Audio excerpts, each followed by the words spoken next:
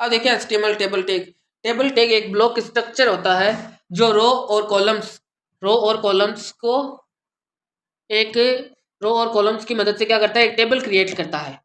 Okay, तो table को अपन table tag से यहाँ से ऐसे लिखते हैं। ओके, और इसके अंदर ये टैग भी होते हैं। ओके, आइए जानते हैं टेबल टैग।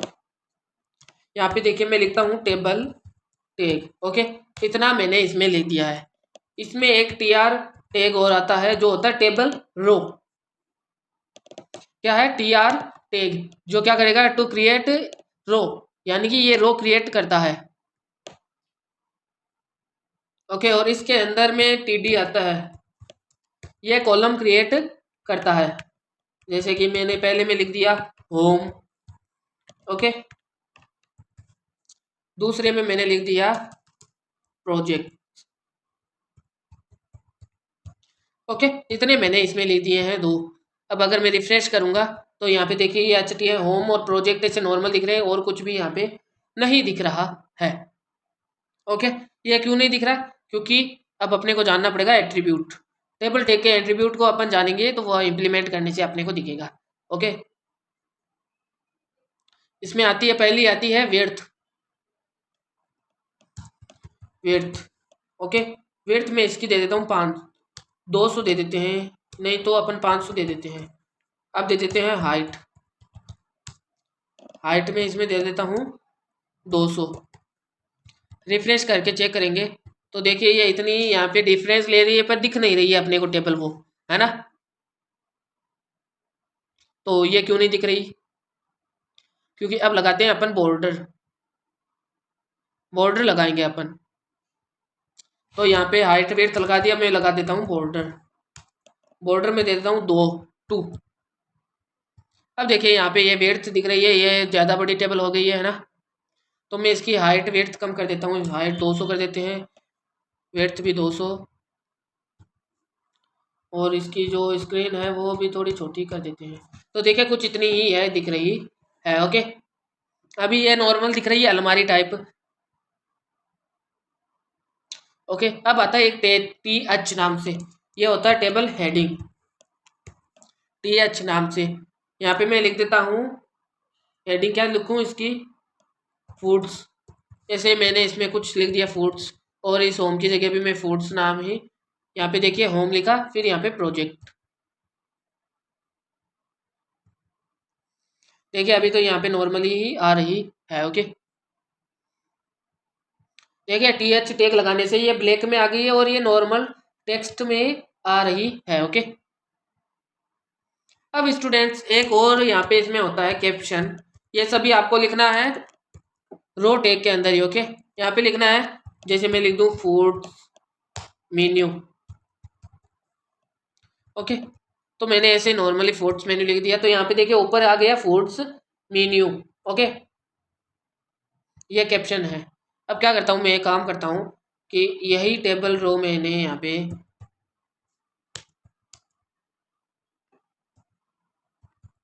क्या करता हूँ कि अब यही टेबल रो है ना,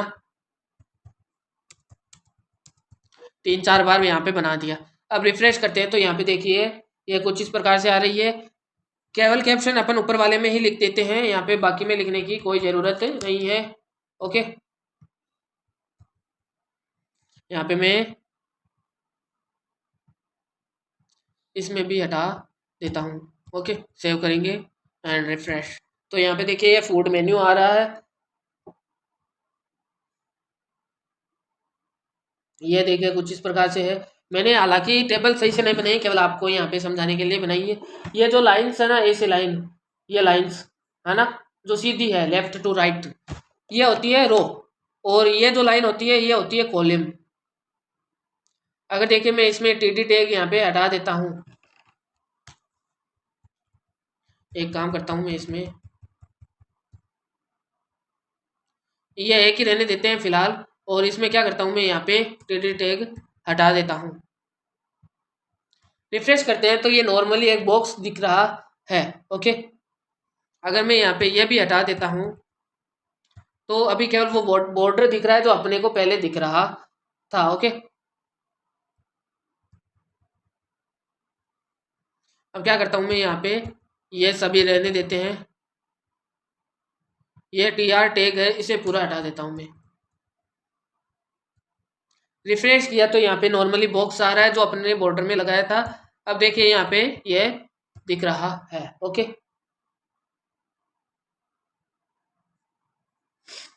तो आपने इन टैग के बारे में तो जान लिया होगा क्या है। यहाँ पे नॉर्मली मैंने सभी को समझा दिया कि देखिए यहाँ पे ये रो क्रिएट करता है, ये कॉलम क्रिएट करता है, ये टेबल की हेडिंग क्रिएट करता है। ओके, और ये कैप्शन क्रिएट करता है जो डिफाइन करता है कि टेबल का नाम क्या है। ओके, एट्रीब्यूट में अपन ने यहाँ पे यह तीन तो समझ लिए होंगे। ओके, अब जानते हैं अपन बॉर्डर कलर क्या होता है।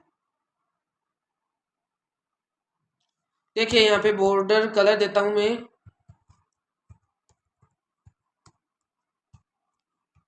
रेड दे दिया मैंने। ठीक है, रिफ्रेश करता हूं तो यहाँ पे देखिए इस बॉर्डर का कलर रेड हो गया है। आपने एक बात नोटिस की होगी, मैंने बॉर्डर के बाद में जो कलर है उसका सी कैपिटल में रखा है।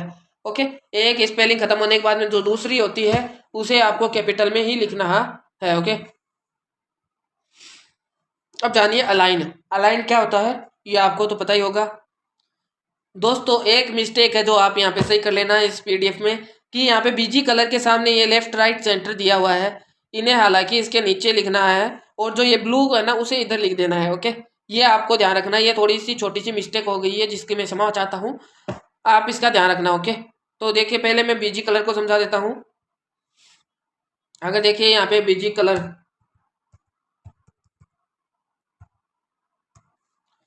कलर ब्लू देते होंगे तो यहाँ पे देखिए ये पूरा का पूरा जो बैकग्राउंड है इसका ब्लू हो गया है। ओके, अब जानिए अलाइन। अलाइन क्या होता है। अलाइन आपने पहले भी समझा है, वही वही काम करता है। मैं लिखता हूँ अलाइन सेंटर। ओके, तो क्या करेगा, अब ये सेंटर में हो गया है। ओके, सेल स्पेसिंग ये क्या काम करेगा, अब देखिए आप जरा।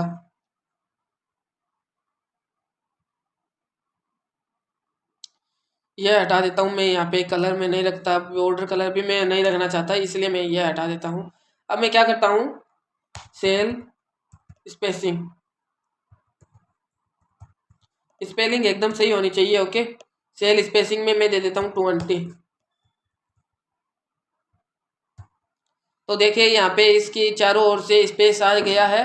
ओके, और यहाँ पे ये बीच में आ गए हैं। अगर ऐसे में दो तीन और क्रिएट करूँ ना,